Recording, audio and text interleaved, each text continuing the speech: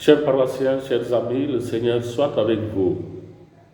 Pour ce 4e et dernier dimanche de l'Avent, je vous propose de fixer notre regard sur Marie et Joseph.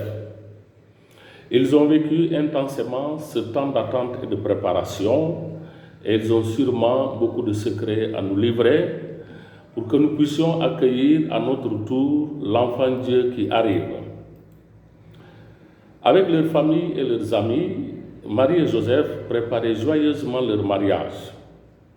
Or, voici que Dieu fait irruption dans leur vie et vient bousculer leurs projets.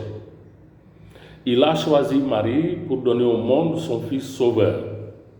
Il a choisi aussi Joseph, un homme de la maison du roi David, car si Jésus est le Messie, il doit absolument être de la descendance de David. Mais ni Joseph ni Marie, personne ne se savait choisi pour cette mission. Ce fut une grande surprise. Marie est bouleversée par cette annonce, mais elle fait confiance à la parole de l'ange. Sois sans crainte, Marie, car tu as trouvé grâce auprès de Dieu. Tu as trouvé grâce auprès de Dieu.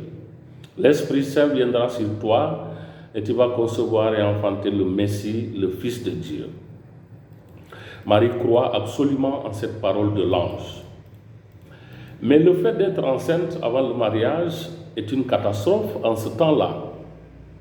Marie va devoir faire face à l'incompréhension de sa famille et de Joseph, au regard des gens de son village et aux calomnies. Elle va être à la une. Mais elle croit et cette fois la tourne totalement vers l'avènement du Messie tant attendu. Elle adhère au projet de Dieu et elle garde confiance, trouvant force et refuge dans les paroles de l'ange Gabriel parce qu'elles viennent de son Dieu. Quant à Joseph, il est sûrement éprouvé lui aussi en découvrant la grossesse de sa fiancée. Non seulement son projet de vie avec Marie est ébranlé, mais encore dans le village, on va se moquer de lui.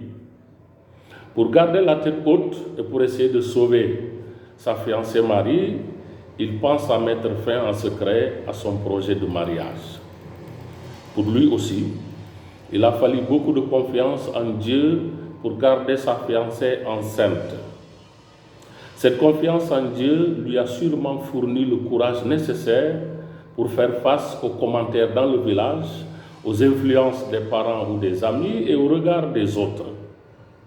Et finalement, Joseph prend chez lui son épouse Marie et accueille avec elle le Fils de Dieu. C'est qu'il est un homme de foi et d'écoute, en qui le dernier mot revient à Dieu. Il s'est accroché à la parole de l'ange, ne sois pas sans crainte de prendre chez toi Marie. Joseph croit et rejoint ainsi Marie dans son fiat, que ta volonté soit faite. Il laisse Dieu faire. Dieu déstabilise son projet de mariage, mais il le rend père du Messie. Oui, Dieu a déstabilisé le projet de vie de Joseph, mais il l'a rendu père du Messie. Dans notre préparation immédiate à Noël, nous pouvons laisser Marie et Joseph nous éclairer et nous fortifier. Le Seigneur est toujours en quête de notre disponibilité. Il attend de nous beaucoup de choses, parfois même tout de suite. Nos vies et nos expériences sont remplies des appels du Seigneur. Savons-nous les accueillir et y répondre? Marie et Joseph n'étaient pas prévenus qu'ils allaient accueillir le Messie de cette manière-là, mais ils obéissent à leur foi et à la parole de Dieu. Ils obéissent à leur foi et à la parole de Dieu.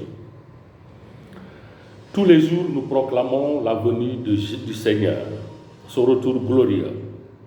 Mais est-ce que nous allons lui accorder la priorité ou allons-nous plutôt le faire passer derrière nos programmes, nos préoccupations, nos loisirs et nos festivités? Allons-nous même le reconnaître? Nous sommes tellement habitués à planifier d'avance, à tout prévoir, que nous avons horreur de l'imprévu. Or, l'expérience de Marie et Joseph nous montre bien que Dieu peut venir en imprévu et même en intrus. Dieu peut surprendre, mais il ne déçoit jamais. Dieu peut surprendre, mais il ne déçoit jamais.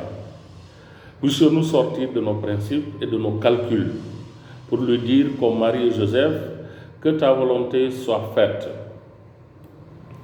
Alors que nous nous préparons à dire oui à Dieu à Noël, Joseph et Marie nous enseignent qu'on ne peut pas dire oui à Dieu sans renoncer à beaucoup de choses, notamment renoncer à nous-mêmes, à nos planifications, à nos conforts. Et chaque fois que nous renonçons à nous-mêmes et à tout cela, pour dire oui à Dieu, nous adhérons à quelque chose de plus grand. Chaque fois que nous renonçons à nous-mêmes pour dire oui au Seigneur, nous adhérons à quelque chose de plus grand.